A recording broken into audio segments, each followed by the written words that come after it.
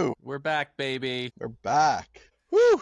Feels like 100 Oh, years since Laracon. oh, dude, you are telling me, and we have 100 years of content to cover. We have a lot to cover. Man, where should we start? We should start with you're not at home. Where are you? I am on vacation on the North Carolina shore. Nice. So quite an adventure. Got down here.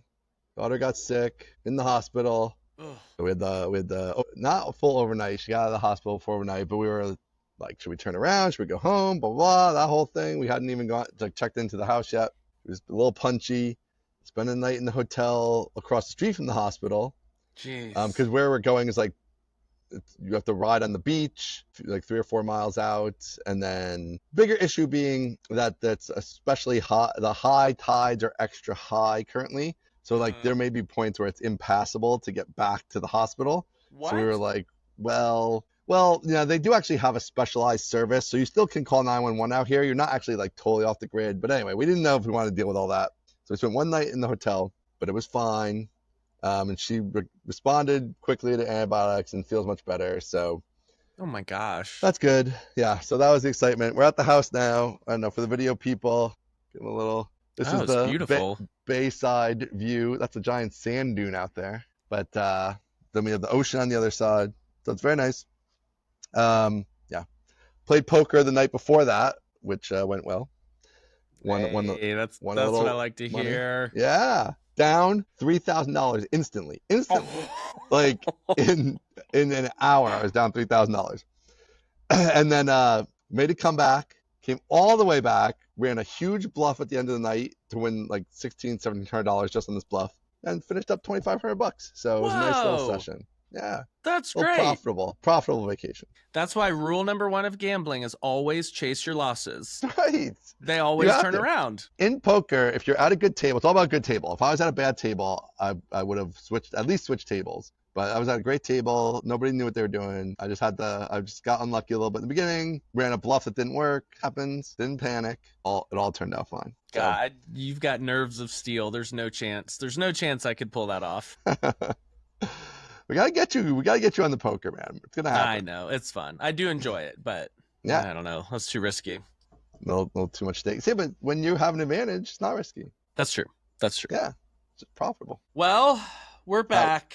We're back. We have a lot to cover. We got so much to cover. Are we starting at Laracon? Let's do it. Let's start at Laracon. That seems most reasonable. My flight was canceled in and out, so that was wild. Yeah, not great.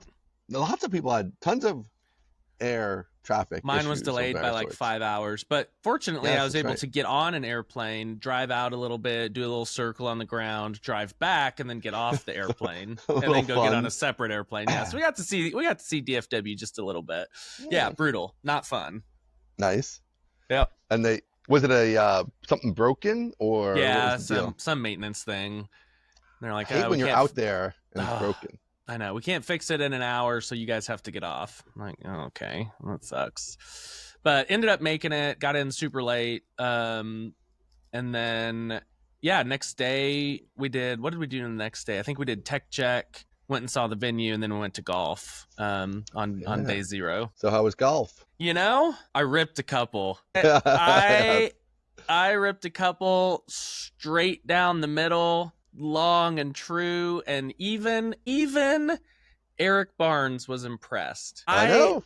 I had 2 shots that were better than Eric Barnes, and that's all I need. That's all I need to be happy. It was great. I was shocked. It was so perfect. Dude, we got to get you. I'm telling you. I mean, yes, that's the first thing Eric said to me. He's like, Aaron's good. What's going on?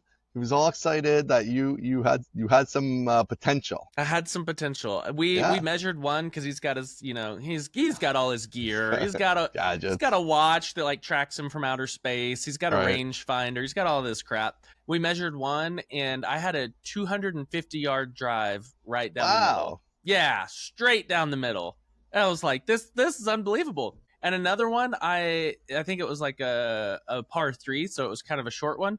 And I put it right on the green from maybe like 10 feet away from the pin. And I was like, this is the greatest thing I have ever done in my life. It was incredible. Now, you played before? Or you haven't played before? The last time I played, I was in 6th grade, and we lost some clubs and ended up going to swim. So wow. Yeah, not a lot of golf. I guess one time I did go to the driving range in college for a recruiting event when I was an accountant. Accountants love golf, and so they had a recruiting event at the golf course, and I went and did the driving range. But that was it. Man, we got to get you on it. I told you there. You have to take this up. You have a skill. You're gonna do businessing on the golf course. I know. You got to do it. I know. It felt good. I'm not gonna lie. Like, you get some exercise in. You walk. Hearing that thwack and seeing it go right down the middle, it's pretty good. Makes me want to do it. Dude, you got to do it. You got to do it. I told, I was with Taylor and Adam and Evan and Eric and a couple other people, and they were like, "Oh, you got to take up golf." And I'm like, "When? When am I supposed to take up golf?" You just gotta make the time, man. You gotta make the time. I have made as much time as is possible. I'm living 3 days per day, and there's still no time. So that's the thing, is like, what am I gonna do? Go do it on Saturday? Not a chance. There's no way. So I don't know. Maybe one of these days. Maybe when one of the children gets old enough and shows an interest, then we can like learn together, which would be fun. Yeah, I mean, they're the 4-year-olds. I mean, get them some lessons. Lessons. My oldest son went with my father-in-law, who is retired and a big golfer, and they went out and played golf, and he just had the best time ever. He thought it was so fun. But then there's a video of him putting, and then he drops his club and he does the sign for all done, and he walks off. So we may be a few years out yet. You got to keep them out there. You go do your Saturday breakfast, then you go to the driving range, hit some balls, put around. We'll see. I don't think I have space for a hobby, but if it becomes like a bonding mechanism, then I could do that. You got to make space for the hobbies, man. You got it. It's required. Now's not the time. But golf was not good. Now, they did. It's a great question. They made it pretend golf for much of it, so it was a scramble. But then some of the holes were pretend, where it was like you gotta take this cup of water and run it to the next hole. And I swear I thought I was gonna throw up. Apparently, I don't run very often, which is news to me.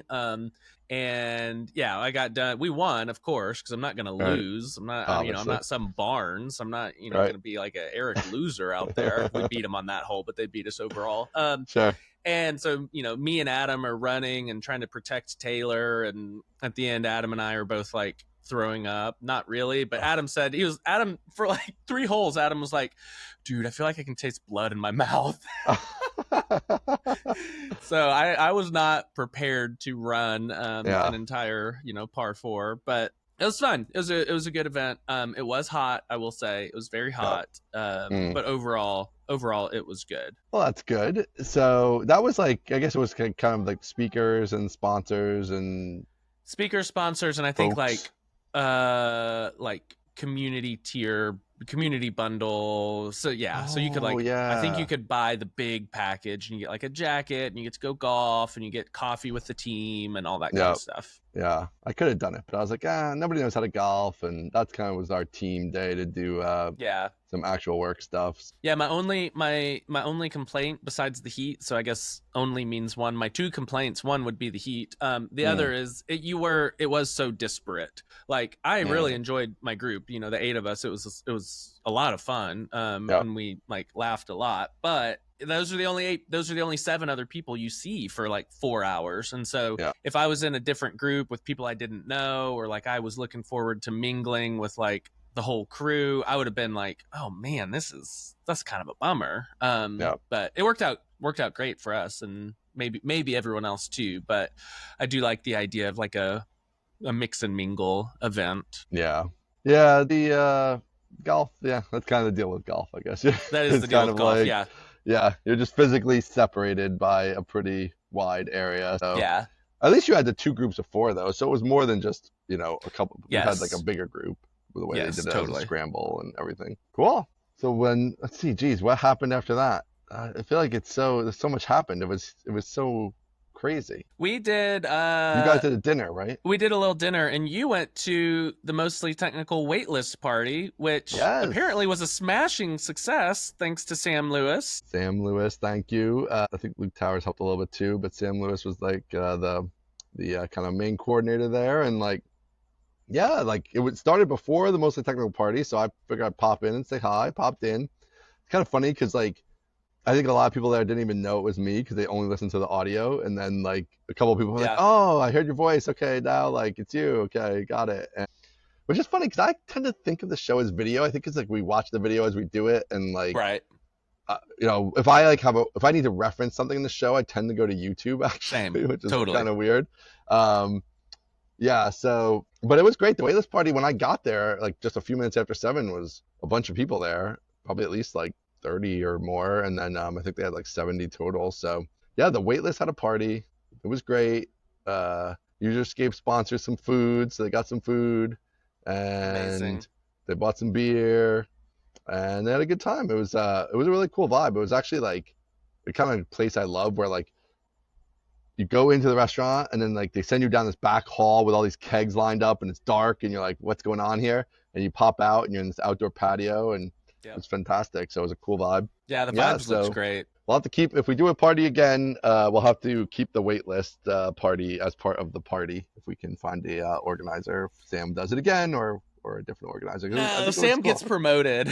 Yeah. Well, hopefully, if he's, I don't want to require him to come. Maybe he'll be busy. I don't know. But if he's there, he's definitely promoted to waitlist party runner. No, he gets promoted to main party. He doesn't Oh, you want to promote him? No way. When someone's doing a good job, you leave him in that job. What are you talking about? No, you promote them to their level of incompetence. That's the Peter principle. You just keep promoting them. Yeah. We promote them up to the big show. Call them up from AAA to the pros. That's right. Give him a shot on the mound. See what he can do. Possible.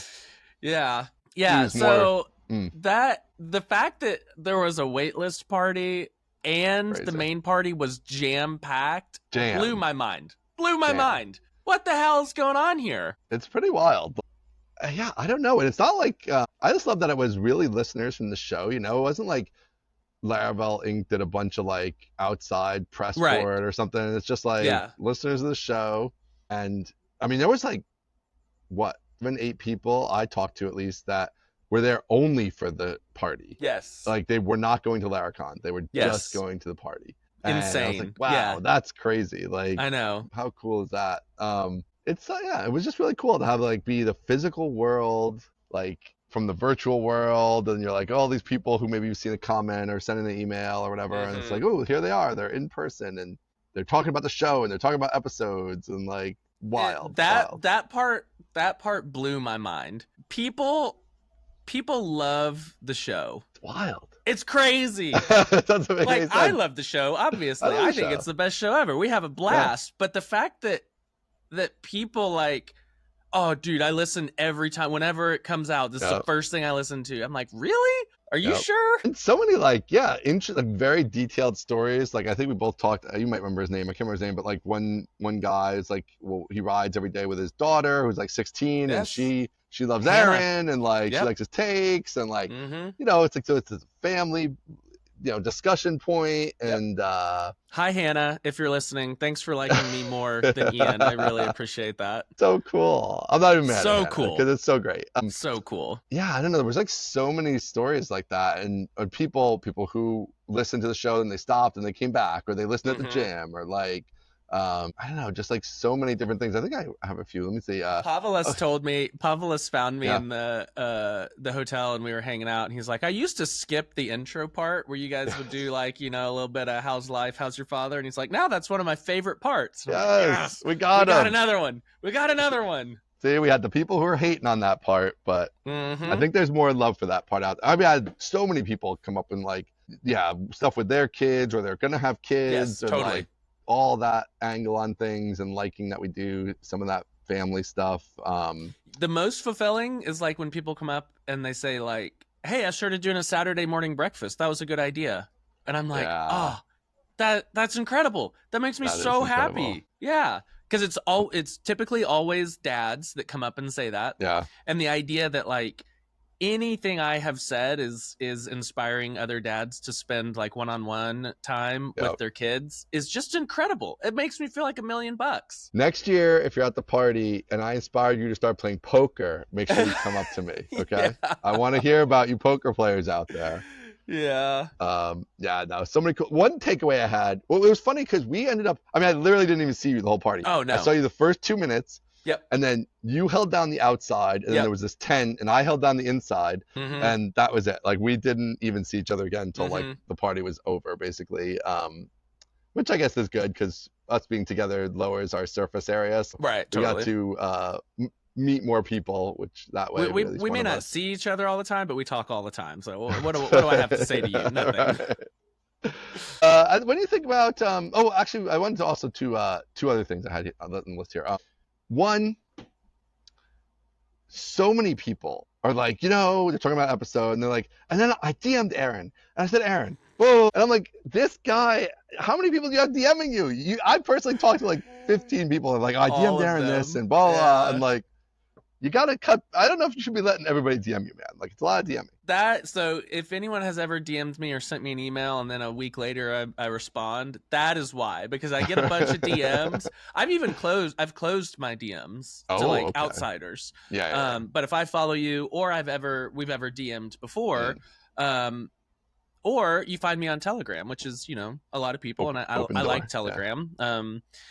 Yeah. I get a lot of DMs, and they're usually they're like pretty easy to respond to because it's just kind of like, high level or jokes or like little quips or something. And sometimes they're very heartfelt and deep, and I want to respond with an appropriate, level of depth to that. Right. And it gets on top of me, man. It really it gets on top of me, and I'm like, oh, all right, I got to sit down, and I can't just do this while I'm like waiting in line at Chick-fil-A. I got to like sit down and like write something out, and then it's a day, and I'm like, well, it's been a day. Now I got to make it even better. Oh, now it's been 2 days. Oh, what do I do now? And so, sometimes it gets on top of me, but I do get a lot of DMs, and I enjoy it, but it sometimes is like, shoot, I got stuff I got to do. You make yourself so open and available. I'm a man of the people. I like the people. Reach out. Yeah. So I was like, man, that's crazy.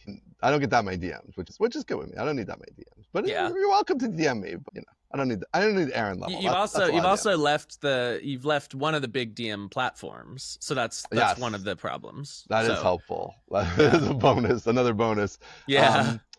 I also feel like you do. I do feel like then when people do email me or DM me, it's like I feel a responsibility most of the time anyway to put some thought into the reply. But it is like that.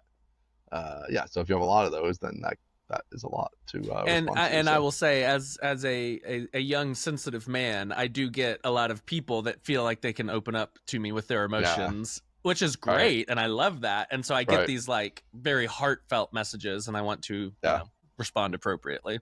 They just send you like poker and hot takes. What's my response back? That's easy. Here's what you should do. They just send me hand histories, and I'll tell you what I would have done in this. What you would have done in that situation. That's perfect. The other guy I wanted to call out was a friend of the show, Marcus Moore, who came up and was talking to me about how he was a bootstrap listener, old school Ian podcast listener, as you were, which is crazy. I was. And wanted to know what's up with Andre, who was my co-host on that show. And besides being super fit now. Right, he is super fit.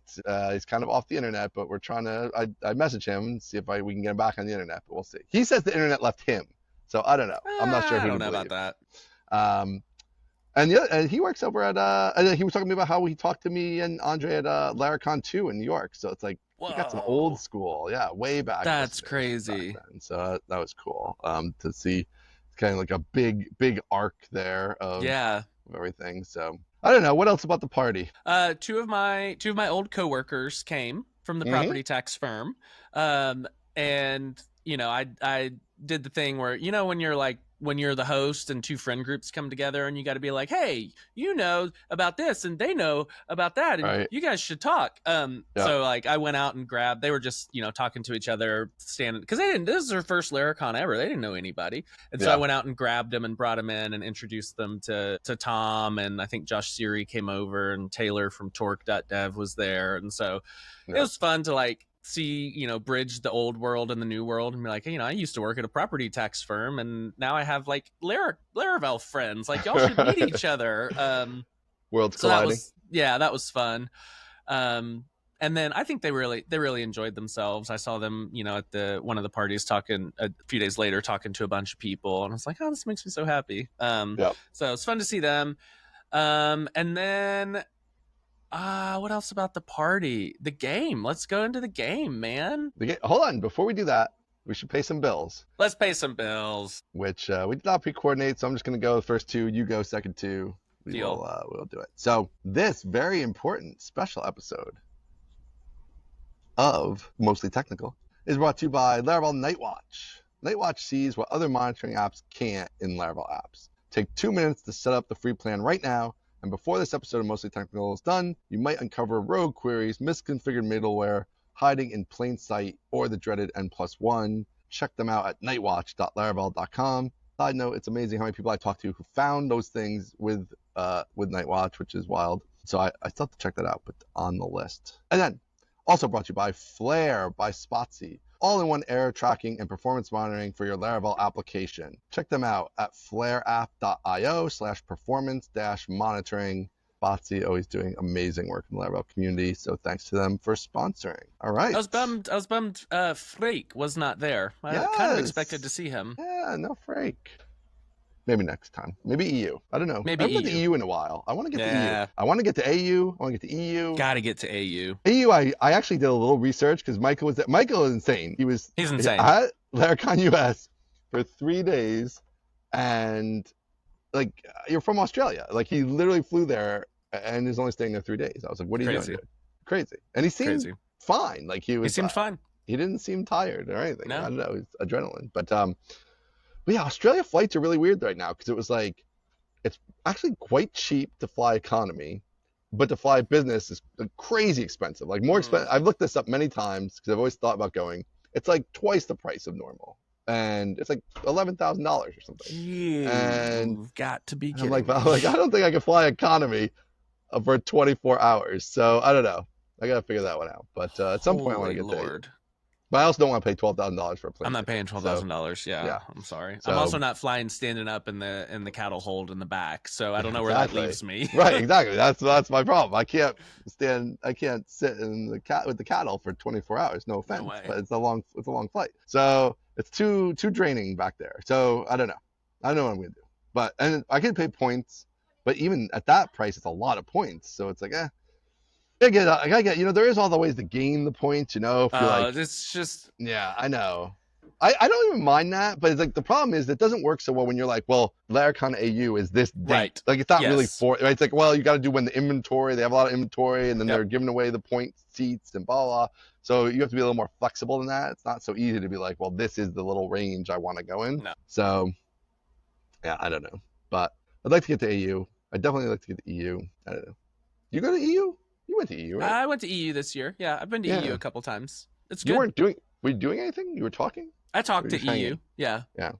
When is that? It's like February. I think this year was middle January, something like that. It was early. Yeah, it was fun. Had a good time. Let me see if I can pull this off. Whoa, World Poker Tour. Look at this guy. Ooh, it's so bright out here. All this sand. Got the shades. Yeah. That's why you got to stay inside. All right, let's talk about the game. Yeah, game. The game was good. Game. I got a lot of problems with all you people out there. We're going to have a little discussion. Now, I have a lot of theories about the game, but... Oh, here we go. Should we go over the results? Should we do the results and then I'll yell at everybody? Let's do the results, and then you can yell at people for being so smart. You're a bunch of dummies out there, but that's all right. So, disagree. Let's start with the first one, which was the best. You should read the entire menu before ordering at a restaurant. I won that one, handily. You did win that one. Handily won that one. Yeah. Taylor Swift is a genius. You won. Correctly. Slightly. Movies are the highest form of art. You won more convincingly. Nothing is better than a big floppy hat. You won more convincingly. Yeah. Everything is better than a big floppy hat. Chips and cheese alone are not nachos. You won that one. I Disney did, World because that is overrated. the definition of nachos.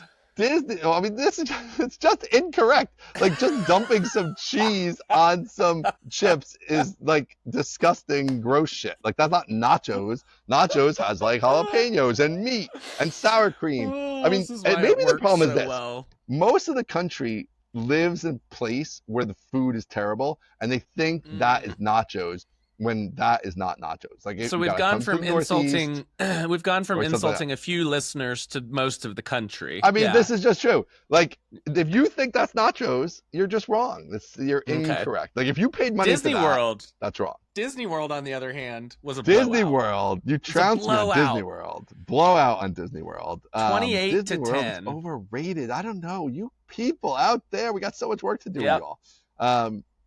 It's okay to wear your shoes in the house. You squeaked by on that one. 17, I barely won that one. Satisficing is the way. Here's the thing. Here's the thing. It's incongruent. It's incongruent. It's totally.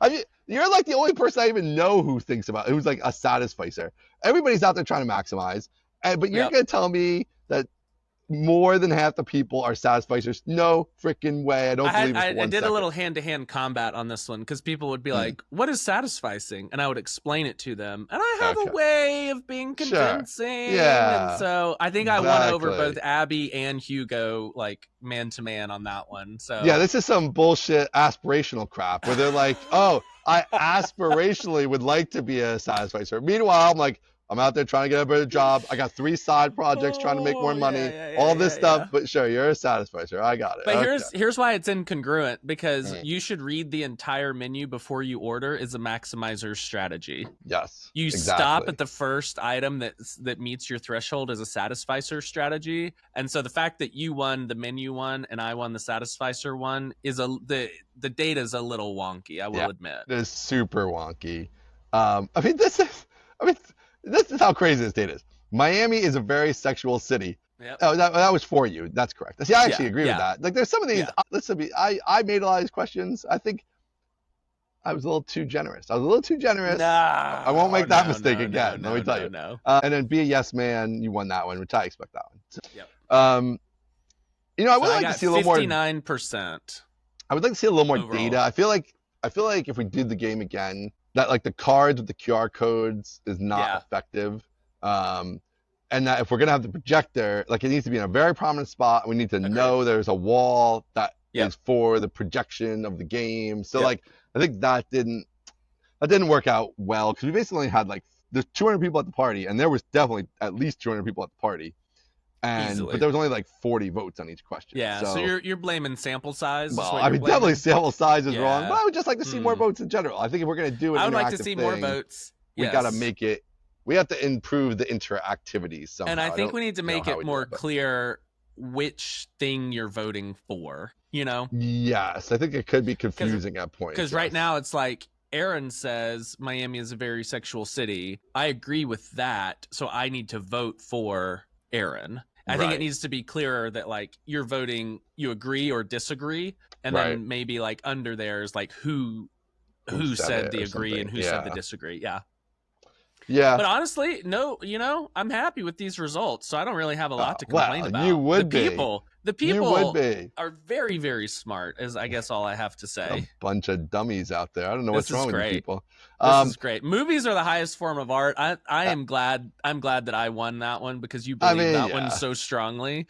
I'm just glad that I won it. I'm surprised I got that many votes in that. I'm surprised it was that close, honestly, because I just figured like music would be such a huge one for people. Like, I was surprised that movie, or even nowadays, younger people might even think, even if they're more visual, might think TV or whatever. Like, or they might not think movies. So I was actually pretty happy with that one. I figured I'd lose that one, but it was even sort of closer than I thought, just because I figured nobody would pick movies these days, and a fair amount went with what, especially since I made such an outrageous sort of claim with it. So, and I'm not surprised that the most contentious one was "It's okay to wear shoes in your house." That one brings out people's strongly held beliefs for sure. Yeah, that one was very close. It's kind of interesting. We're sort of at this rental. We have this humongous rental house we have. I've never been. This might be the biggest house I've ever been in. It probably is the biggest house I've ever been in. And we're wearing shoes in the house. It's kind of weird, but we're just going with it.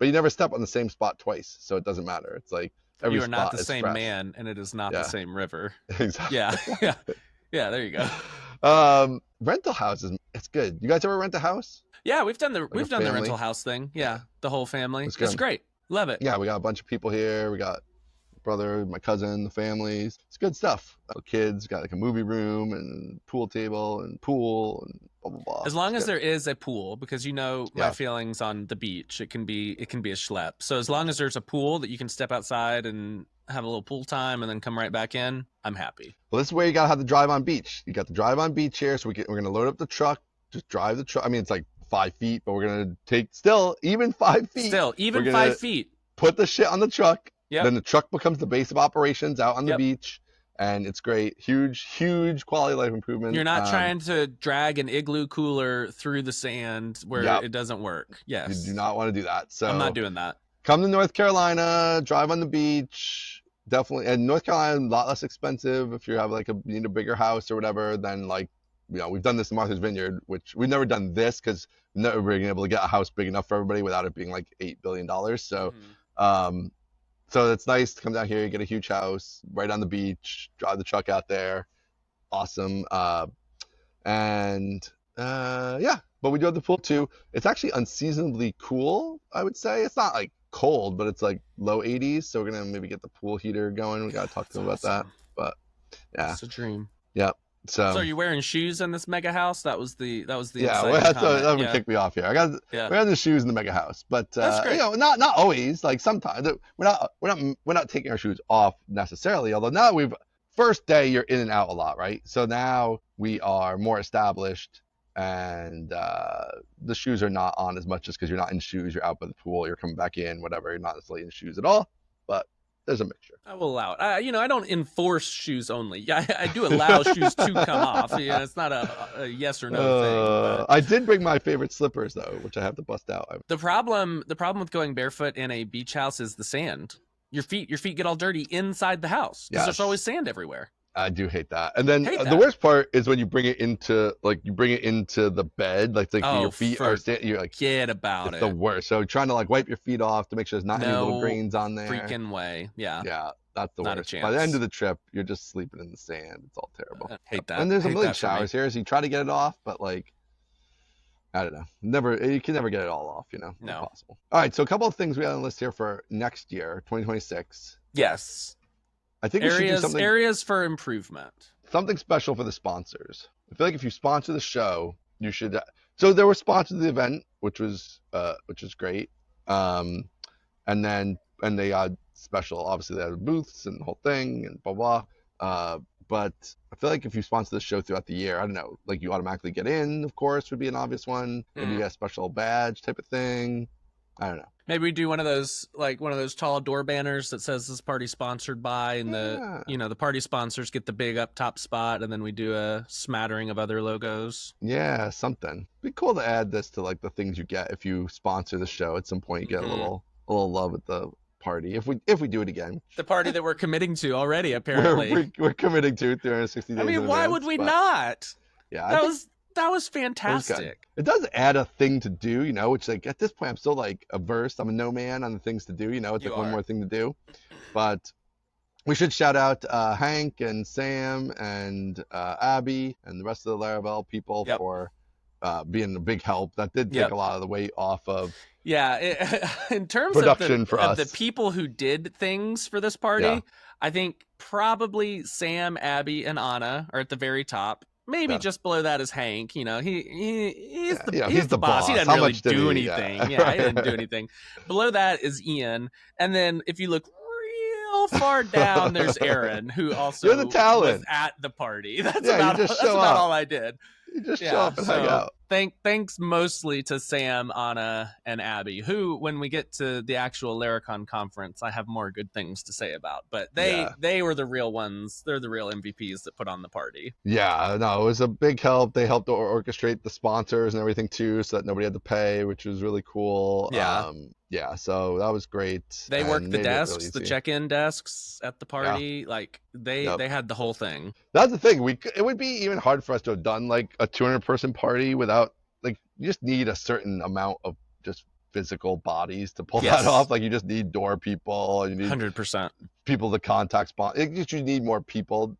So I think we would, if as it originally started out, when we were just gonna do a party, it was not gonna be 200 people. So right. I think that really helped with at least getting as many people as we could. I do feel like 200 is probably a pretty good number. I don't know if we'd want to go much bigger than that. I feel like it was nice. I feel like you or me got to talk to almost everybody. I think so. Yeah. I'm sure not everybody fully, but like I feel like I know I talked to at least 50 people, easily. if not more. Yeah.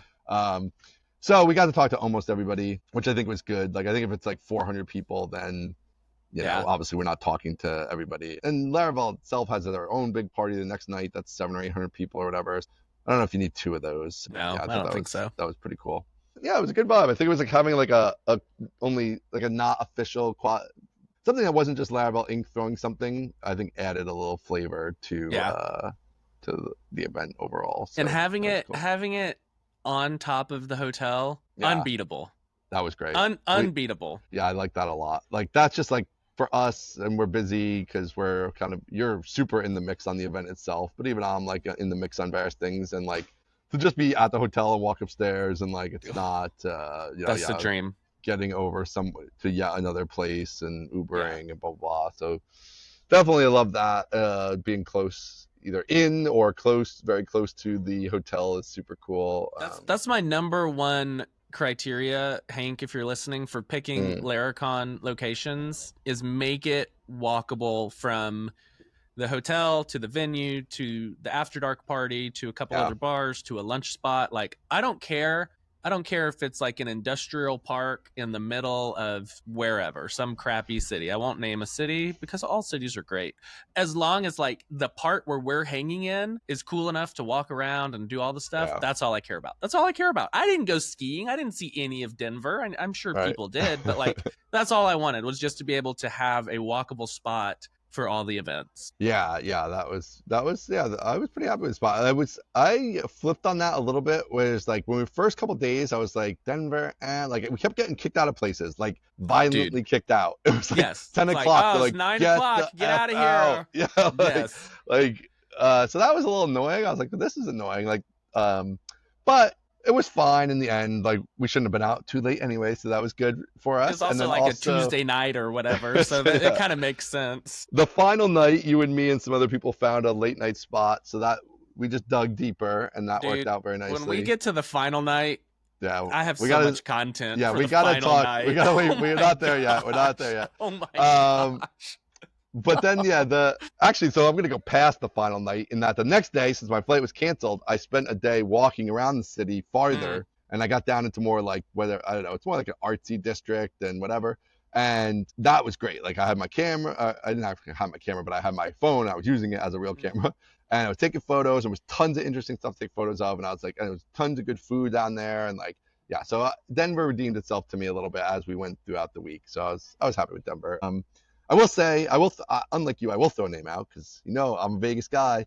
Vegas, everything's walkable. I know. Everything's in the hotel. You can walk to other hotels left and right of you usually if you pick the right hotel and you pick in a good spot. So I like Vegas, but we could also take the boring tunnel if we're in Vegas. And you know how much I love Cars Underground. So Cars Underground. That's pretty high on the list for me. So good. Yep. I've still not been in that thing. It's like connected to all the weird hotels, but none of the like prime hotels. So that checks I've never actually taken this thing, but they got the boring tunnel if you're into such things. They got 2 monorails. They got all kinds of transportation. You could easily never go in a car, which I enjoy unless that car is underground.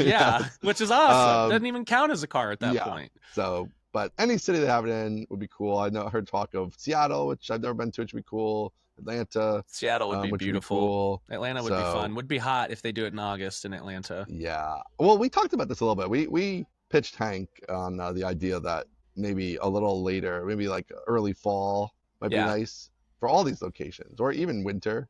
If you want to go hot location in winter, that'd be cool. If you want to go fall, but then a variety of locations work in fall. But because it was crazy hot in Denver, which you wouldn't have expected. But it was pretty hot. I did notice, unlike Dallas, in Denver, when you step into the shade, it gets cooler, which is crazy. Not something I typically experience. In Dallas, you step into the shade, and it's not any cooler at all. Yeah.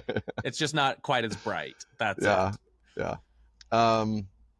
Okay, we talked about that. Okay, so all right, so what other stuff at the event? I guess. We're not even to the left. Oh my God, this list is huge. It's like we're not even. Huge. Okay. Oh boy, I don't know. We're not even to the event yet. We haven't got to the event. Laracon. Yeah, okay, we're not even to the event. All right, so you emceed. How was that? I did. It's great. I love emceeing. Yeah. I think it's so fun. I don't get nervous at all. I think it's a blast. I love it. It went well, which is, that's always good. The thing I get nervous about is the talk, right? So I started with a talk. Yeah, that was crazy. You were like, it's a little thing. Then I look at the schedule. I'm like, well, it's the same length as all the other talks. So that's just a talk. Yeah, I didn't really, I didn't super realize that. I thought it was a little like, hey, welcome to the party. And then it turned into like a welcome to the party. Here's a full talk. Right. And now we can start. The full talk, yeah.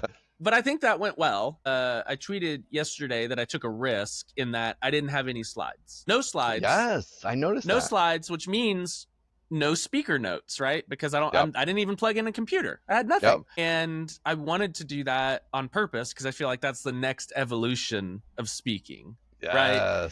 You start with like full slides, stand behind the podium and be a little scared. Then you do like stand behind the podium, live coding. And then you do step out from the podium, walk around, point at people. And then this is, I feel like, one of the final evolutions, which is you're out from behind the podium and there's no safety net. It's just you and whatever's in your brain. That's it.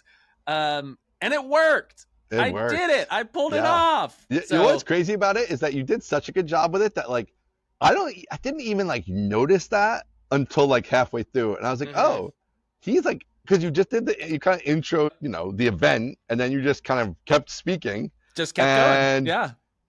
Then it was like so organic and natural, and I was like, wait a minute, he doesn't have no slides. He's just out there. Like it's like just out there. It was great. So you did great. You didn't even stumble. Yeah. No. I was so happy and so proud of myself. And I had a fail safe. In my back pocket, I had like taken, when you check into the hotel, you get your key card and it's inside a little paper jacket. I had ripped open the jacket and written down my main points. And I had that in my back pocket just in case I got out there and I was like, oh no, I don't know what's next. And there's nobody that can save me. So I had that in my back pocket, but the transition from like, welcome to the show, I'm going to start my talk now, is something that I worked on like for a pretty long time to figure out how do I go from like logistics, here are the bathrooms, to like, you got to believe in yourself. And I found it. Like it worked. I figured it out. I was really happy with that. It was very impressive. Yeah, it was great. I almost think, I don't know, tell me how it was. I've talked on like an impromptu, just like I'm just called up to speak or whatever, but not like a planned talk where I'm not going to have any slides or anything. But like, I almost feel like it seems liberating in a sense, and almost like, obviously there's the fear of like you forget what you're going to talk about. Yeah. A huge problem. But then short of that, like the slides are their own weight. There's like all the creation of them. There's the like my pacing of them. There's all that stuff. Whereas like if it's just you talking, it's like you can just find your natural flow and there's not this whole other thing to manage. Like you are just speaking at a pace you feel is appropriate for the topic or whatever. So I don't know, how is that, like the detail of that? That was actually quite nice. There's I think 2 levels to it. One is I don't have to prepare slides. Right. And that's always that takes a lot of time if you want to do it well. And so not having to actually prepare slides was really nice. And then, being up there and like being in full control was really nice. And not having a clicker in my hand was really nice. And so there were a lot of great things about it. I texted a friend before I left, who's done a lot of speaking, and he's an attorney. And I said, hey, here's what I'm thinking. I think I'm going to go no slides. And he said that he worked with a trial attorney once that was like, if you put up a slide, the people are looking at the slide and they're not listening to you. Yes, for sure. And right. Like in his case, it was the jury. But I'm like, yeah, okay, cool. I'm going to do this then. And I did feel like I had all of the attention. Nobody was like reading the slides or looking ahead. And that's one thing I would never do, is like put 6 bullet points on a slide and like show my hand before I get there. But still not having to like The only thing I was worried about was the cadence of the talk I was giving, not like what slide is coming up next. And so that part was super, super nice.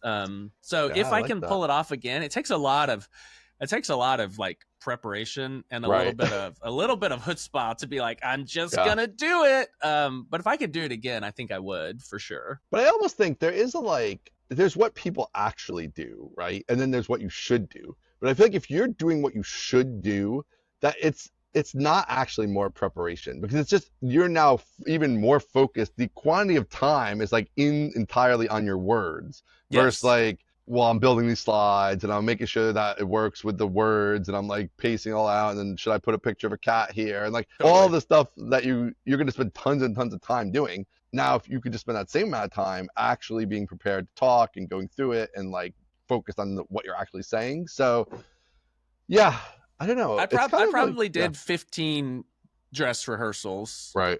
10 to 15 full run-throughs, and I did 2 of them the morning of the show. Wow. 2 of them before in my hotel room, looking out the window as if it was the audience, speaking too loudly, at 7 a.m. I did 2 full no notes, no computer presentations the morning of, and then after I was done, that's when I ripped open the jacket and the key card and wrote down all the things, because I was like, I think I have it, but if I don't, I'm hosed. And so I love that. Yeah, that's even that morning I took out a part. Oh my goodness! This part doesn't flow, and I just took it out. It's crazy. I don't know. That's intriguing. This is intriguing me, because it's like I always like them seeing, like when I emceed the Laracons, the first couple Laracons. Like I like that, and I feel like I was good on my feet, and like that part's fine. But when I've done talks, I'm like, I don't have a lot of interest in doing the slides and like going through all that stuff. It's not particularly interesting to me. So like maybe this could inspire me to do a talk at some point. I also feel like it fits nice with the like a business dad type of talk. It's like, I'm just out here, here it is. Like, I don't have the graphs and a bunch of bullshit. It's like, here's the 5 mistakes I observe from my business dad perch. Yes, that like, would whatever be it is. awesome. It's just, we are having a conversation, me and the audience. There's not any distractions or anything like that. Like, this is what we're doing. So I kind of like that vibe to it. I do think definitely like, having some kind of like big picture overview on your phone or in your pocket that you can just like, oh, what was that 4th point that I've now totally forgotten, would be useful.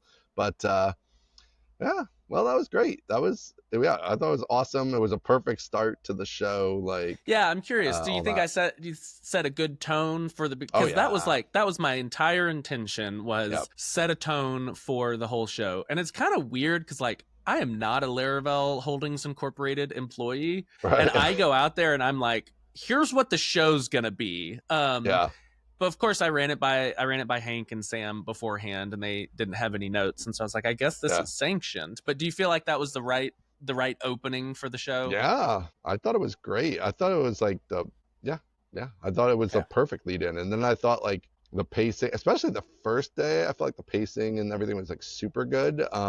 But even the second day was good, and like I think I might have even said this to Hank and them, that like pretty sure it's like the first Laracon I've ever actually watched every talk. Like usually I'm like bouncing in and out, or I'm doing other things, whatever. But I don't know, there was something about like the pacing of it and the venue, I think, to some degree, and like it was good. So I thought it was a perfect lead in. No notes good. On that. Whew. It was good. Yeah. What a relief. Yeah. After that, after the talk is done, we're on easy street. I just gotta, I've written all the intros already, and I always check the intros with the speakers beforehand. Ask them if there's anything, I tell them like, this is your intro. So if there's any like bragging you want to do that you feel too self-conscious to do, just say it to me and I'll go out there and say it for you. Like that's the whole point of this thing. It's your party, not mine. So at that point, it's easy. And we talked about Sam, Abby, and Anna. Anna was backstage with me the whole time. Oh, okay. And she and I had a shared Google Doc the entire time, and she would keep announcements and notes, and she would just update the Google Doc with, here's what's coming next, here's what you need to say, lunch is from this time to this time. And that was awesome. Just the freaking best. And I didn't have to run down speakers because Anna and Sam and Abby were on it. And so I just got to like sit side stage, listen, like be ready to save somebody if they needed it, like when John's laptop froze. figure out the questions, and I just knew that the doc was going to say, all right, up next is Leah, but before that we have this sponsor, and after that you got to say like these announcements about the swag store or whatever. And I was like, nice. You made my job so easy. This is great. I just get to go out there and do a little song and dance, read what's on the doc, and that's it. Yep, having all the help there is it really does make a massive difference and lets you like focus on whatever you need to focus on, and not trying to hunt down the person who knows when lunch is and all that stuff. Yeah. We had a Telegram group. It was me, Sam, Abby, and Anna, called the Dream Team. And it was just like, this is all I've ever wanted, is a bunch of very competent people to help make this easy. And they did. It was great. I don't think I met Anna, but was she the person at the desk with Abby at the party? She was. Different? Okay. Yeah. Okay. I think she has like reddish hair, and she's from, I think, Lisbon, I think is right. Oh, reddish hair? Maybe. Yeah, I think so. Okay. Sorry, Anna, if your hair's not red, but I'm pretty sure Anna. It is. Yeah. But okay, cool. Well, that sounds having the whole team. I mean, this is the nice part about Laravel, having a few bucks kicking around now, a couple shekels to put together. Employ some people to do some jobs. It turns out it's really helpful. Yeah, you can actually get stuff done professionally, which is awesome. So. And also, huge, massive, enormous shout out to Ian Landsman for saving me when I was dying on the vine out there. Listen, I don't know if you were dying. You would have been fine. I would have been fine, but we were reaching the end of my material. So John plugs in his laptop, and through no fault of his own, his laptop bricks. And so it's like, what are we going to do here? Part of my job as the MC is to be the sin eater. I come out and I take the arrows so that the speaker doesn't have to, because they're about to give a talk. They're already nervous. Imagine having to like hold the stage and vamp. So I come out there, I start doing my little song and dance. Start running out of material real quick. Daniel Colborn's on the front row. He's helping me. He throws me a Ziploc baggie of $1,500. A little prop comedy there for a second. Bag of money is a great prop. Like, to be fair. Bag of money. That's a great prop. So we're doing a little prop comedy. We're getting real deep into John's backstory. We're talking about the Thunk Boys a whole lot. We're running out of stuff to say. And then from the balcony, from the cheap seats. Way cheap seats. I hear out of nowhere, it's dark. I'm on the stage. Spotlights are on me. I hear, do hot takes. And it's a voice of comfort that I have heard many times. And I think this is the best idea I've ever heard. And I can't think of a single hot take. And so I shout back, Ian, give me a hot take. And you hit me with Disney World. And it crushes. It did crush. So I told him, turn on the house lights. I'm the captain now. And we did the hot take, and I got to give my pitch for why Disney World is overrated, and we filled the time. And then, you know what? We found a new laptop thanks to boss man Chris, and we were back on schedule.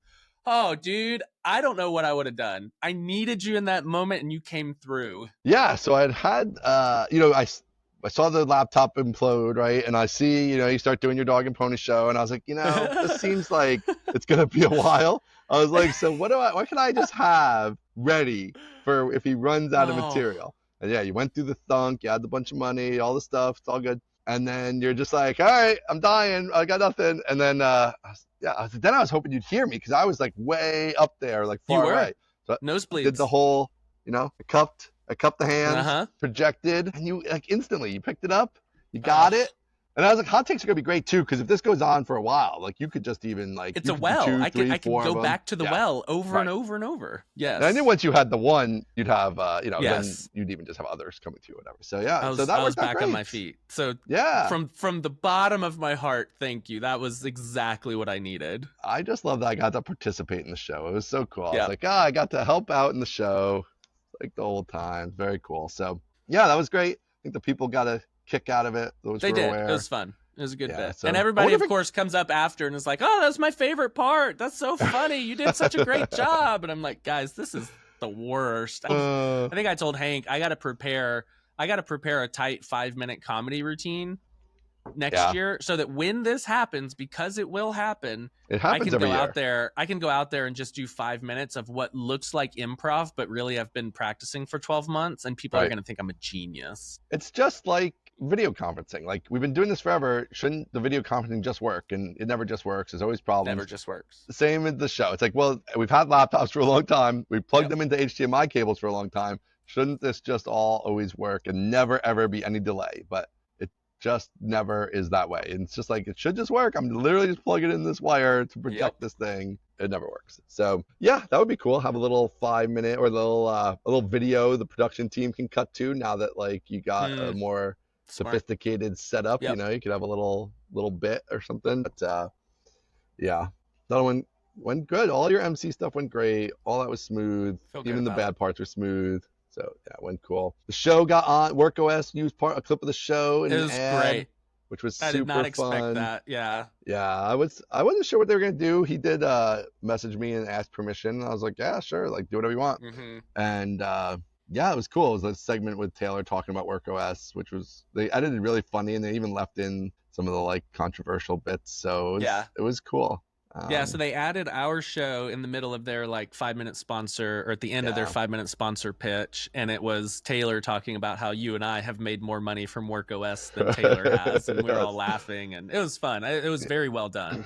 It was very well done. Chan did that. He did a good job. Yeah, it was great. Yeah, I got to meet him. That was fun. He was a good guy. WorkOS, and I told them they haven't sponsored in a while. They gotta remember. What the heck? Which, when Outro lets you just subscribe monthly and just stay on there, it'll be easy. So listen, I got some ideas for Outro, but we're at an hour and we're about halfway done, so we're not going to get into those right now.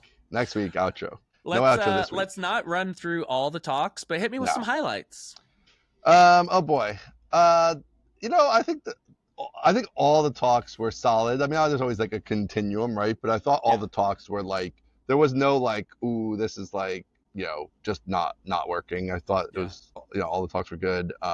Personal favorite, totally biased, Livewire. I've been waiting for this I've literally been waiting for this Livewire talk for 5 years. Like that's really, it's like the arc is like 5 years, because like I wanted to use Livewire and some HelpSpot stuff and all this stuff, and I waited for Livewire 3. We got Livewire 3, but then we didn't really have like the components and stuff. Then we got the components, but then the components really need what he launched in this talk to really work fully to their maximum capacity of speed and everything. So now it's as fast as if you're doing reactor view, which is like the main thing. It's like instantaneous everything. And now there's no excuses not to use Livewire. If you want to stay mostly in PHP land with a sprinkling of JavaScript, like Livewire is just, there is no compromises on that solution. And so it was great. And he had a lot of other cool stuff in there too. But like the speed of bleed, which isn't even really Livewire, but whatever, it's like that had to happen to make Livewire fast, and some of the island stuff, and some of these just niceties to make just a super interactive feeling application. I think is going to be awesome. Yeah, so that was my personal favorite. That was, I mean, that felt like a very like I've been reading Reddit, and I'm gonna fix every problem that you people have with this. And it was like he did it. Like he knocked it out of the park. It seems like he answered every single bad faith question with a good faith answer. I was gonna say he channeled his inner Godfather. He settled all family business, as they say in The Godfather. Something I was gonna say that, but since you said it, I know that line. Also, he's probably one of the most comfortable and funny speakers that I have ever seen. Also, does not give a rip about the time. No, I was loving that. I was so loving that. I was like, we were like dying. 25 minutes in, and I'm like, boy, he hasn't even gotten to any of the important stuff yet. I hope he did the important stuff that I thought he was working on. The production crew was furious. The Laravel staff was confused. I was like, what the hell is going on? I think his slot was like 25 minutes, and he went for 40 or 45. Yes, and they're Caleb. Like, the production staff are on the confidence monitors, biggest font you've ever seen in your life, flashing. Get off the stage. I love it. Literally, really? Get off the stage. That's what it said. And he so didn't cool. even acknowledge it. He didn't even that makes say, it even like, better. He didn't even say like, oh, it looks like I'm running a little bit over, but we're gonna keep going. Nope, don't care about you people. Loved it. F the man. I'm gonna do whatever I want to do.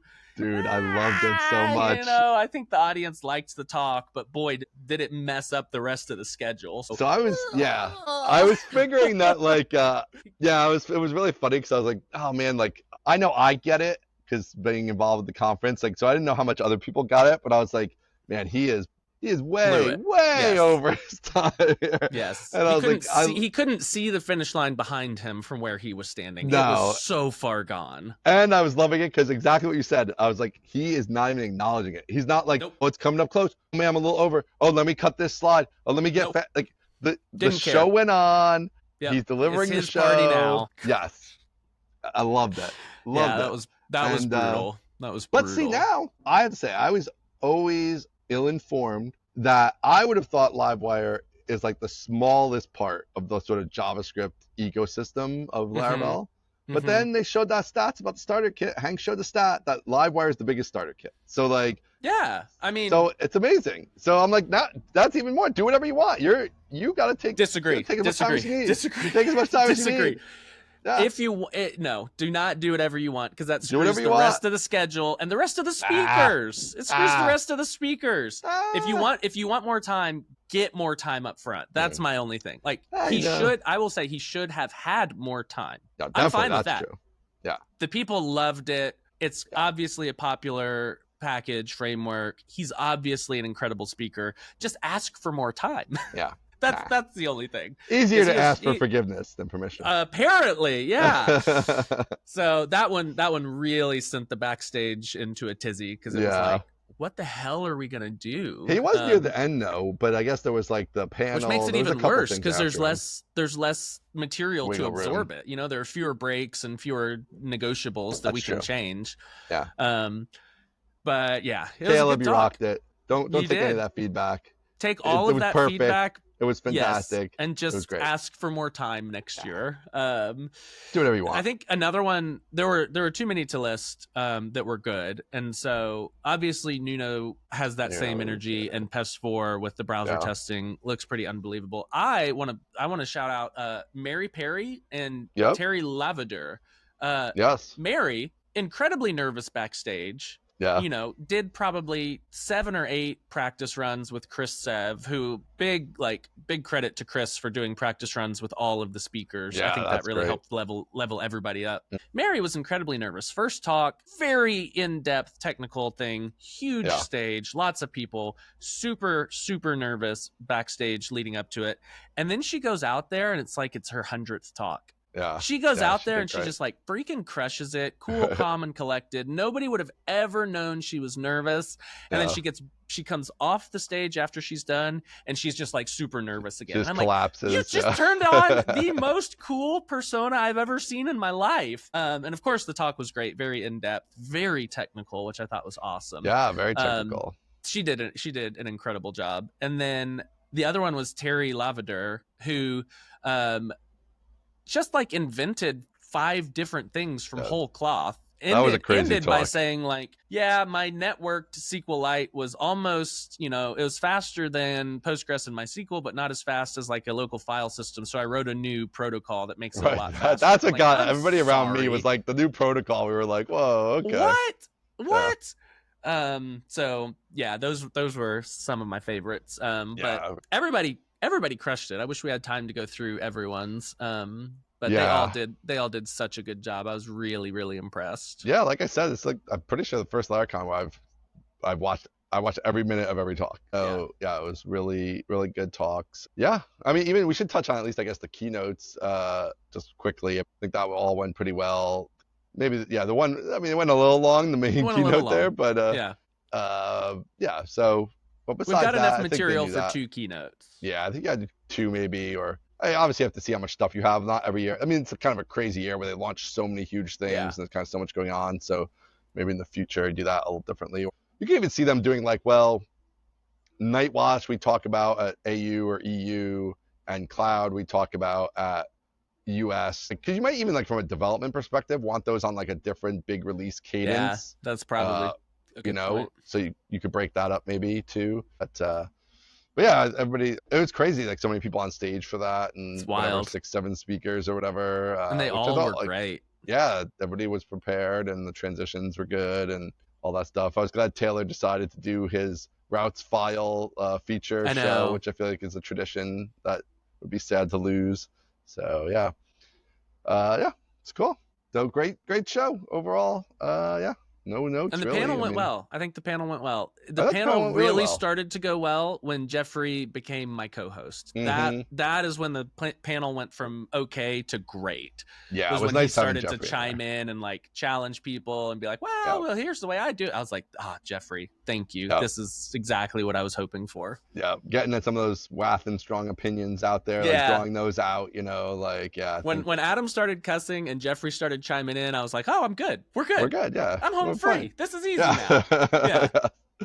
Yeah, no, I thought that went really well, and they were natural, and like there was, sometimes panels can be a little weird if people get cold or whatever. So it was, it was good. All that was good. Then we had the party, all that stuff, fun, huge party. Which I thought was another place we got kicked out of. They were like, get the hell out. Like the New Yorker / businessman to me, I just don't even understand it. I'm like, you have 800 people here or whatever. And okay, maybe now you're down to 400. You have 400 people. All 400 or most of them are on some type of either expense account or it's a write-offable situation. They're drunk, they're drinking, they're talking, they want to stay and talk more. Just, hey, every beer is $20. That's what we charge after a party. Yep. Great. Everybody's going to buy this beer. Everybody's going to sell $20,000 in beer. Help Spot's going to have a $2,000 bill. Who cares? We're going to. 100% we're going to have a $1,000 bill. And it's like, so you're not paying these 5 people to just stay there for an extra 2 hours to stay to midnight or whatever. Not even like you don't have to go to 4 a.m. So bizarre to me. It could be that they were rank and file. It could be that the decision maker was not there. And so I'm they're not profit motivated. They just want to go home. There's always a manager. There's no way there's not a manager there when there's a 1,000 people party. Like there's somebody there who should have the authority to be like, oh, it's freaking 400 or 500 people here. Do we get 400 or 500 people on a regular night? No, we should probably like sell these people beer, but they chose not to. So that was weird.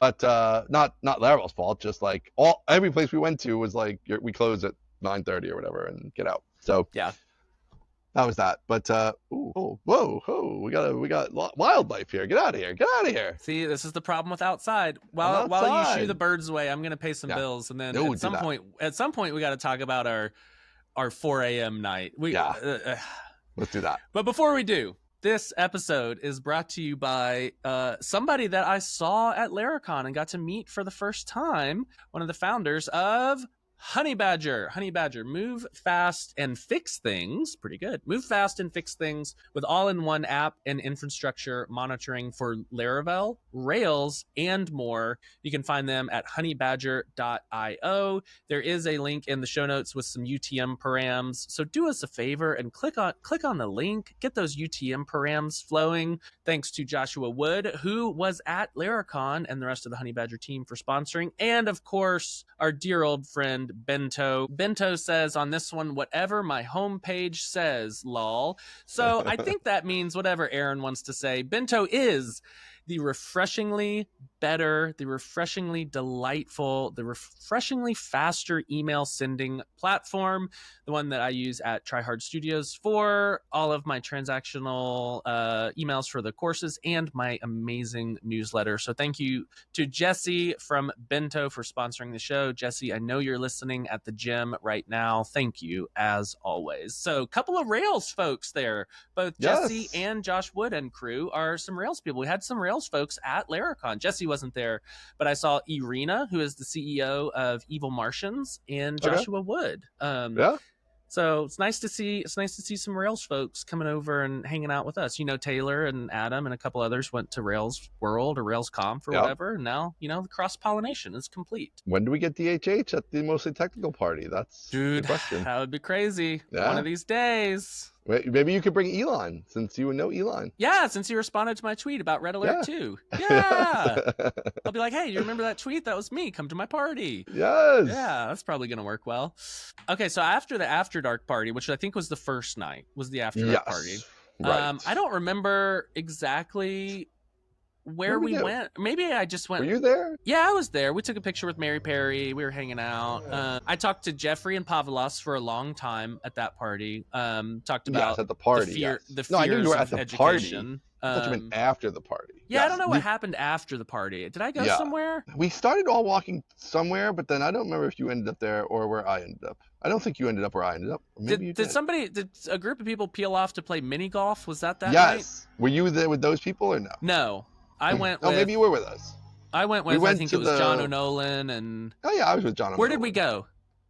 Wasn't that Rhino pub thing? Yes, we went to the beer garden outside. Beer garden, yeah. Yes. Okay, so you were there, but I didn't talk to you there. Yes, correct. Yes. Okay. As is our style. Yes. So I was there, had a nice long talk with some people. Probably talked to these same two guys for like 45 minutes. It was awesome. Super fun. Some guy, party. at the post after dark party, he was like, "Hey, let me buy you a beer. I love the show." And I'm like, "This is crazy. This is the weirdest thing I've ever heard in my life." And so we talked for a super long time, and it was wonderful. And then after that, I went to the hotel and DoorDashed some pizza because I was hungry. Right. So I ate pizza in the hotel bed at like 11:45, and I was like, "This is truly living." Little did I know the next night was going to blow that one out of the water. But the after dark party, the post party, all of that was great. Yeah, that was good. That was fun. Next night, so next day, Laracon, blah, blah, we talked about that stuff. And then there was a Laravel dinner for assorted guests and enterprise people, I guess. We were dog and pony show, which we didn't have to do too much dog and ponying, so that was good. No, it was great. It was back on the rooftop, and it was like enterprise people, community people, back at the hotel bar on the rooftop. So that was very easy, a lot of fun. Yeah. Good food. And that was only the beginning. That was the beginning of the longest night I've had since maybe in a decade. I don't think I've stayed up. Truly. I don't think I've stayed up just like I've stayed up when kids are throwing up, which is not the same. But I don't think I've stayed up and like gone out until 3:30 or 4 in at least a decade, maybe more. I don't know. Wow. But yeah, we started on the rooftop, and then they kicked us out of the Laravel party. And then some of us went to just the little like rooftop bar. So I was hanging out there. And like Keith Damiani was there, and John O'Nolan and Philip and Abby and a bunch of people were there just hanging out. Great time. Just like having so much fun. Starting to get late. And then the Thunk Boys show up out of nowhere as they do. And then we got kicked out of that bar. So I was like, okay, well, what the hell? Are we going to do something? We keep going. I think at this point, this is when we elected Abby to be in charge of everything. We went somewhere else first. We went to the beer garden again. Yes. And then after that, we made her decide everything. Yes. Then we got kicked out of there. We did get kicked out of there again, which is like my third time being kicked out of there. Yes. And then Abby found us a spot, which was supposedly open, and she took us a very circuitous route. We put Abby in charge of everything because she's Gen Z and she's cool. And we're old. She knows how to use the phone, and she knows how to use the phone. Yes. She brought a point and shoot camera. Yes, no, I like that. The pictures turned out great. Yeah. So at this point, like, there's a whole crew: you, me, John O'Nolan, a bunch of other people. Yeah. Abby's leading the way. We're all like 30 chanting, people. Abby, Abby, and she's like, "You guys suck." And so then we go to another bar, and there's like 20 Laravel staff there. And some of them had been there organically. Some of them had been there. Well, a lot came with us too. So a lot came with us, and then we met a bunch of other ones there. And it was a perfect bar. This is my kind of bar. It was a total dumpy, dirty, red neon lights just like glowing through the whole place. A dirty back patio you could go to. Like, you gotta have alcohol to stay clean. You know, you're pouring the beer on your hands. Fantastic. Amazing. Fantastic. Surly bouncer guy who doesn't really want to deal with you. Yep. Like, the whole thing was spot on. Like, excellent. It was spot on. And the crew that had been there, the Laravel crew that had been there, they had been there. They were having some fun. They were holding us down. We show up. I start having a heart-to-heart with I don't know his full name, and I don't know how to pronounce his name out loud. Ferry, F-E-R-I. Start having this heart-to-heart with him. We're like bonding. We're like, I'm holding his shoulders. He's hugging me. It's like, this is great. This is living the dream. We're having the best time ever. We go outside. You know, we're I think, we're a couple old fashions in. I look over, you're like having a heart to heart with Abby about how she needs to travel the world. You're young. This moment will pass. John and I are like, what is going on? That's funny. Because she was like, I'm homeless, and like she literally has no home. And I'm like, this is amazing. You just gotta lead into that. You don't have any years of that where you can just be literally homeless, but not broke also. So like, it's not like you're broke homeless. You have a few bucks. Yeah. You're choosing to not have a home. John's giving me the elbow, and he's like, look at Ian. He's telling Abby that life is short. And I'm like, what is happening? Business dad, old man stuff. Yeah, that's crazy. It was great. Oh, that was like so fun. John O'Nolan, that was my bro out for the conference. Like the couple nights, like I hadn't, we had him on the show and stuff, but like I never really hung out with him, So that was my dude for the show. It's like he's a great guy. He's like sweet hang, right? Not even really a Laravel guy. Like he's become a Laravel guy. He's built an app recently in Laravel, but like Ghost isn't Laravel or anything like that. And I don't know. He's like he loves the community though. I love people who just love the community, and he's like a perfect fit. He's like he's perfect so Laravel guy, Like so he fits right in. Like I mean, even at the event that was the last night, the official event, which was like, the big wigs and stuff. And I was like, he's there. I was like, of course he was. This guy here. He's just here. He's like, he's so intertwined with the community instantaneously that he's just like, yeah, of course he's at the VIP event. Like he's John O'Nolan. Yep. And he has that same thing that Mark Jaquith has, which is they're like both the kings of cool. You just look at him and you're like, cool. God, you guys are cool, huh? Yeah. They look. And yes, a little different style, but that same thing. Like John Nolan, like he's got just a perfect little polo. He's got the tattoos, but they're all nice and like obviously thoughtful and all that stuff. He's got like the hair is good, like the whole thing, So yeah, he's got that. They both have that. Like it's good to be John. Way to go, John. Yeah, congrats good job, you. John. That must be awesome. Yeah, I look up to these kind of folks. I'm like, man, someday I'm gonna get my shit together. Effortlessly cool, yeah. John gave me some great tattoo advice because I'm trying to get a tattoo. What? I don't know what to get. Yeah, I want You're gonna get a tattoo? I've been wanting a tattoo. I'm trying to bring one of the kids to get it together. Jamie's not so keen on that, but I don't know. So I got some. I don't know what I'm gonna get yet, but he gave me some very good advice to get me going. Well, what's the advice, Ian? I don't know. I feel like it almost was like personal. I don't know if I want to share it. Oh, that's really sweet. But okay. I would say one of the main things was like, the main thing I'd say, which I think is just a good general way to think about it, is like if you have scars, like I have, the gallbladder scars and things like that, it's like that just becomes part of your skin, and you aren't like necessarily always thinking about the scar, right? And it's like it's the same thing with the tattoo. He's like you're not really thinking about it every day or worried about what it was. It's more like a moment in time, right? Where like that's who you were at that point when you got it and blah, blah. So I thought that was pretty good advice. That's interesting. Yeah. So we'll see. Maybe I'll get a tattoo. Maybe I'll get a John O'Nolan tattoo. I'll be like, this is the guy who convinced me to get a tattoo. Just get his name on it. That would be both very honoring of him and very strange, but I support you. People would be like, oh, is he your dead uncle? I'll be like, no, it's just a dude from a conference. No, he's a guy I met at Laracon, and he's really cool. He's a cool dude. He gave me this great advice about tattoos. Yeah. Maybe not, but... maybe not. Yeah, so I don't know. The party was great. Yeah, we're out late. I mean, I'm up late often with the poker. Great. But I'm not out necessarily late in that like 9 p.m. to 3 a.m.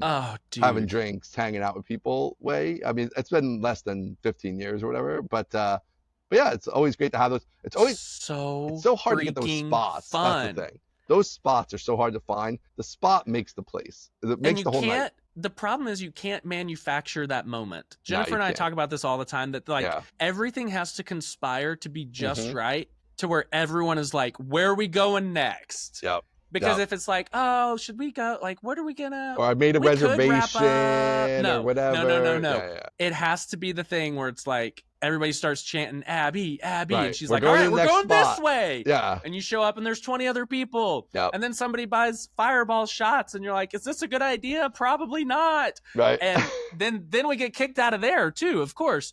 But it was just eventually. That was 3 a.m. though. So I wasn't mad at them for that. That was okay. Yeah. And then the run good continued. Because I tried to buy everybody, basically in the bar, drinks, because it was mostly all Laravel people. And I started a tab, and I said, everybody buy drinks. But somebody else has started a tab with the same idea, and ended up, my bill was only like less than half of the total drink bill. Because I think it was 50-50 between the two. So there you go. Yeah. Thanks to those guys. I don't even know who they were, but thank you. I think it was Ferry and there you go. And his partner. Yeah. It was Laravel people or something. I know. It was. So it was cool. Yeah, it was just so fun. We got the most iconic picture of you and me. Red light, dude, point at the camera. Out of nowhere. That picture makes me so happy. Out of nowhere. So happy. That picture is. So I don't know if I've talked about this on here. I think I have. I have a digital picture frame that's in our living room that I just put like the good memories up on there. That picture, it's in the rotation, baby. Like, I made it. You made the rotation. Aaron's in the rotation. That it's such is a amazing. Good picture. Such a good take. Picture. One boom, we nailed it. Take. It was so good. The pointing at the camera's great. The red light's great. The whole thing. I was like, I saw the red light. You did the point thing. It was captured it perfectly. It was all the energy is in that photo. It's great. You shared the photo on Twitter, so I'm sure at least most people have seen it. But check it out on Aaron's Twitter if you haven't. But yeah, really good photo. I just love when a good photo. Again, photo. Sometimes you can manufacture a photo, but the best photos are just organic. It's just like happens. You got the right tool. You got the right. It's like it's not super crisp. It's a little blurry. The lighting is weird. There's a guy in the background. There's a photo bombing guy. Why not? It's perfect. And then we're walking home. We're walking back to the hotel at 3:00, and we're walking with like 40 people at this point, and we walk past the house where there are a couple people sitting on the front porch, and there's a dog on the front porch. And Sabrina walks up and is just like fascinated with the adopting this dog. Yeah. She's like on the porch petting the dog, looking deep into the dog's eyes, and I'm like, what are we doing here? Like first of all, who are these people? Why are they out at 3 random 3 people? Yeah, they're out there. And why are you just on their front porch petting their dog? And why are there 40 of us just standing around? It was then a lot of people ended up on their porch. Yeah, it felt like a movie. It was crazy. Yeah, that was cool. I don't know if anybody did anything after. I was like, all right, I'm good for bed now. I'm ready. But, I think some people kept going. Did they keep going? Yes, I think some people kept going. Not for much longer. I think some stayed out till 4. And then some of them, I DM'd Abby the next day, and I was like, did anyone actually go whitewater rafting? And she was like, of course, we rallied. And I'm like, girl, some people got up and got on a bus at 8 a.m. to go whitewater rafting. I'm like, there's no freaking chance. Yeah. But I'm sitting down in the lobby eating breakfast at like 10:15, and Justin from the Laravel team walks down, and I'm like, aren't you supposed to be? And he's like, yeah, I just woke up. I was like, okay, that makes me feel better. That makes me feel a lot somebody's doing better. It right. You can't be out there 8 a.m. whitewater rafting. That doesn't make any sense. No way. That's a nice idea, but you can't be out at 8 a.m. doing that stuff after the last night of the conference. That's a little ambitious. So best, honestly, one of the top nights of my past 10 years. Your adult life. So much fun. It was great. So much fun. Real good conversations, really good people, awesome vibe. Yeah. And of course, big moments. Great conversations at one of the bars. I'm talking to John O'Nolan and Keith Damiani, and I'm crying, and I'm like, oh, geez, I gotcha. Yeah, you got me. Having a heart to heart. It's me, John, and Dad, and we're just having a heart to heart. And then at another bar, I'm like hugging these guys, these Laravel employees, and it's just, we had the whole gamut. Everything you could want in the human experience, we had it. It was amazing. Yeah, it was really wild. Yeah, I don't know. It was a great night. It was a great night. The vibe was great. Drinks were good. Couldn't ask for more. I don't know. It was a perfect ending. It was like literally perfect. It's gonna be hard to top. I don't know if we're gonna be able to top that. I don't. Not with that kind of vibe anyway. It had to be a different vibe. We have to come up with a different angle. Like if we did Vegas, you go the other way and like do something super fancy, and we all get in suits or something or whatever. Like you just can't manufacture it. That's the problem. That's true. And that's the good part too. That's the benefit. Like, because it's just so rare. I know that everyone's listening and thinking Aaron has discovered partying, and I'm like, yeah, I get it now. I know why y'all do this. This is fun. There's another guy. There's another guy there named Pete. Pete had a cool accent. Pete Heslop, whatever. Okay. I think you might have a picture with Pete. Yeah. Okay, yeah. Great guy. Another great guy that was just like, came out of nowhere. Never met him before Laracon, and now we're just like buds. It's just one of those things where it's just such a good memories. Turns out going out is fun. Yeah. Who knew? I'm glad we got you on board. I mean, who knew? It could be the other way to do the late night thing that makes the good memories is so you could obviously go the drinking route, bar route, but also you could do, usually this is post drinking, but like you could do the food route. Which is if you're in a city that has good late night food, then it's like we all did whatever, and then we all went to the diner or the place or the whatever, it was pizza, and we just had amazing slices of pizza at 3:30, and it's just like, everything about that. It's like warm and delicious, and gives you all the feel good vibes that you tend to remember. So that's what we did in React Miami with John O'Nolan, Joe Tenenbaum, and Hank. We I don't remember where we were leaving. We were leaving somewhere, and we all ended up at this little pizza place, and it was great. It was so fun. Yep, little pizza place late at night. That's a good New York City angle too. Miami, has the late night spots. So when you get in a city with the good late night food, that's always a good option as well. So I mean, it was great. Yeah, everybody was chatting, and you should have been there. So you got to come to Laracon next year. You got to come to Laracon. Cozy up with the crew, and I'm sure there's other crews out there. This wasn't the only one. I heard about others. I heard about other groups that went as late and had as much fun. Yeah, even the night of the official party after the first night of the conference, it's like there was a huge group leaving, and then that broke up. The group went and played mini golf. Another group went to the brewery place, and there was other groups. And the Laravel community is super welcoming. So if you don't have a default group, you just cozy up. You fall in. Yeah, I mean, I didn't know. I don't think I really knew anybody in the last night group there. I mean, I knew you, but we weren't even together most of the time. And I talked to John O'Nolan once or whatever, and everybody else, I think, I don't know, I'm sure there's a person or two I knew, but of the 30 or 40 people, I knew basically nobody. Yeah, it was cool. It's great. So fun. And if you're gonna do a talk at Laracon, by God, try to go on the first day, because you never know what's gonna happen on that first night, and you're gonna want to go hang out and just gotta be first day. Gotta go on the first day. That was a whole other little subplot. Was would my voice hold out? Because I'm just continuously talking. Starting right from even before the party, but definitely at the party, it's every single person's coming up to me, wants to say hi, we're talking, which was all awesome. But I'm just literally not 1 second when I'm not speaking for all those hours, then into the night, then the next day all day, and into the night, and the next day all day, into the night. But it barely held out. I'm still a little scratchy from it, honestly, but I made it through. I didn't go totally voiceless. I had my Singer cough drops I was using. So those horrible ones that I also bought that taste awful. They were not a good taste, but they did apparently work. I got to work. Matt Stauffer's wife was telling me I got to talk more from my diaphragm. She said that, and I was like, I don't know what that means. I don't know if I can change how I speak. No way. I feel like I should. We're 36 years in. I'm not gonna figure out what that means at this point. We're just gonna lose our voice once or twice a year. Right, that's it. Yeah. So yes, come on out. Great time. We'll probably do a party. There'll definitely be another Laracon. You don't want to miss it. You don't want to miss it. It's really great. I mean, I'd like to see Laracon. It's you don't want to see it get too big, because it's a great size right now, but it is. But then it's nice if it's bigger too, because more people can experience it. So I don't know what the balance there is, but it was I feel like it was a really good size. It's there's enough people that everybody can find somebody and make new friends, meet new groups, and all this stuff. Yeah, so I think so. It's good stuff. All right, so I don't know, any other Laracon stuff before we move on to one? We have to at least cover this one final topic. I don't think so. Just all right. I came home and I told Jennifer about it, and she was like, "Man, you're so lucky. That is just so hard to create." And I was like, "I know, it was so fun." I sent her all these pictures. I'm DMing people, and I'm like, "Hey, did we take a picture? Can you send it to me?" They're like, "Yeah, we took a picture." And I, I put it in Google Photos and sent it to Jennifer. And it was, I just came home and recounted the whole thing, and she's like, "I'm so jealous and so happy for you. It sounds like so much fun." I'm like, oh man, I didn't even get the recounting time. I literally I was delayed a whole day in coming home.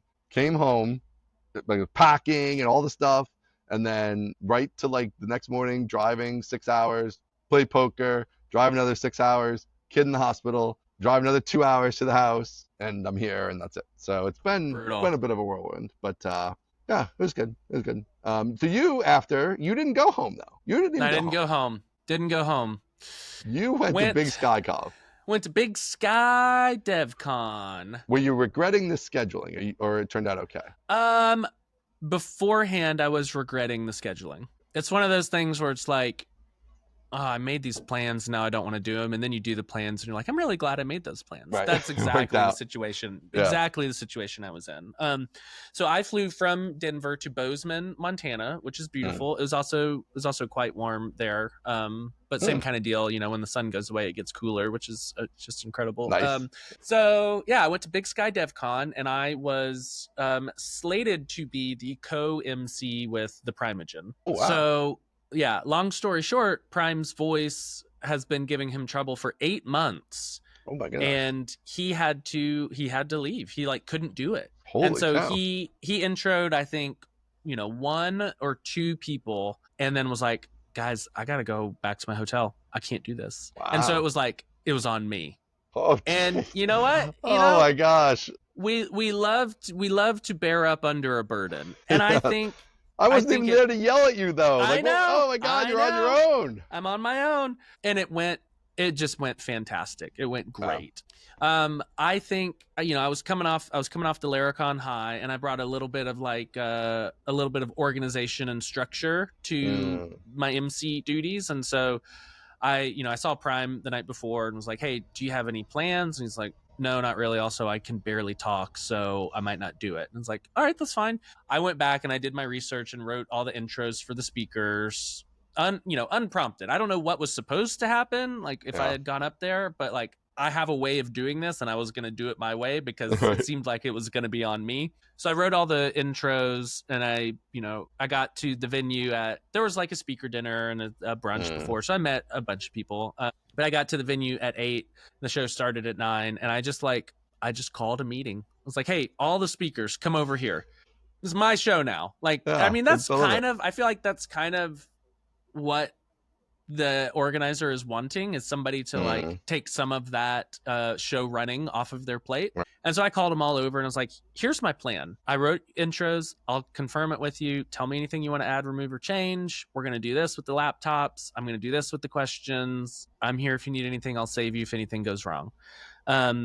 And then we just ran the show and it went great. Very, very, very different from Laracon. You know, 250 people. Right. I think 95% of them are local, which is incredibly cool because it is in Montana and it's like not a huge tech scene. And so like this is their spot, which is very like encouraging that kind of thing still exists in a post-COVID world. And so the ticket prices, they purposefully kept as low as possible to make it accessible to everyone, which I thought again was cool. And a lot of juniors and a lot of career switchers, which is something that we need in the industry. Yeah. And so it went really well. Very different vibes.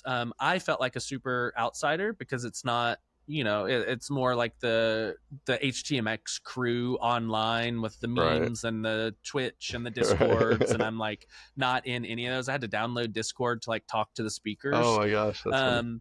But it was really, really good. And I'm really glad I did it. I think I was able to play an important role and fulfill a duty that needed to be fulfilled. And I think I helped make it a very good conference. I'm very glad I did it. And it was really nice to meet Carson, the main guy, the HTMX guy online. And it turns out he's a professor at one of the local universities. And I was like, oh, wow, we should talk about that because I may want to do that too. That's right. So it was fun. It was really good. I went out just briefly after. There was like a post-show hang at a brewery. And I went out for maybe 2 hours, met some cool people. And then was like, all right, I'm super gassed. I was like, I think I'm done here. So I think I only stayed out till like, 9:30 or something. But it was good. I hope to do it again. I like emceeing. If I could somehow turn this into part of a career, that would be fun. I think I would have to do pretty big corporate events to do that. But to make it like financially to like get paid for it. But it was a good conference. So if you're, if anyone's ever interested in going to Big Sky DevCon, I would encourage it. It's a lot of fun. Very diverse talks from like Ken Wheeler was talking about how he built a robot to water his plants, and another guy was talking about making HTMX work on phones, so you could build phone apps with pure hypermedia. And it's like, this is all over the place in a very fun way, interesting way. Very cool, a lot of fun. Cool. Well, that sounds good. Did you have a direct flight home or no? I did. No, direct flight home. Then totally fine. It was great. Cool. Yeah, I don't really know much about it, but I do want to get to Montana at some point because it seems like a cool spot. Yeah. Yes, so. super beautiful, super developing. So things are expensive now, but still super beautiful. Right. Yeah, when you were like, I'm heading out, I'm like, oh my gosh, he's right on the tail, back to back, not messing around. Now, what's any other scheduled events, or you're good now? I have a local one. So I have one at the end of September in the Dallas area, Commit Your Code Conf, and I'm doing a keynote there. So I got to figure out what they're looking for and what I'm going to do there. But that one's local, so that should be okay. That's easy. Yeah. All right, man. Well, I think we're good. I mean, it's 1:40, not as long as I thought it could be, but we edited it down a little bit. Not too bad. Anything else? Good. I think that's it. Come to Laracon. What a great event. Great event. Come hang with us. Come be amongst the people. Everybody's happy. Everybody's interested, doing cool stuff. The sponsors are great. I went to the sponsor hall, talked with my friends at Geocodio, and I love them. And, got to pop in on Titan and a bunch of the others. Yeah, I think that all worked out good. Food was good. I could use a little more snacks. It's like a snack time. I'm a fan of snack time. I love a little snacky. Yeah, but food was good. So, yeah, you did a great job. Swag was great. And come on out next year, or go to EU or AU. Go to EU. Yeah. And if you can swing it, go to AU. I'm told it's a lot of fun. Or live Denmark, or live That's true. That's coming India. up. There's all these other. There's so many of them now. That's true. They probably need like a central Laracon website of just like even what's going on. I think they've got community.laracon or they just launched that, right? So that probably does have the conferences now. I think that's probably find an event near you, community.laravel. So now they just launched that at Laracon, and now this you can is find slick. it near. This looks good. It did look good. I didn't actually go there yet, but look, I also like that they had like the PHP X that Chris Morel and those guys run various ones. So I was glad they included that in the folds. It's kind of a Laravel thing, really, but I think the PHP branding is kind of useful too for those. So this is slick. All right. Thanks everybody for listening. We will be back next week, I'm pretty sure. And check us out, mostlytechnical.com. Sponsor the show. Come on, people. Sponsor. I had a bunch of sponsors come to me, said how great the sponsorship's been for them. Sponsor the show. And check us out at all the spots, and we will see you next week. Later. See ya.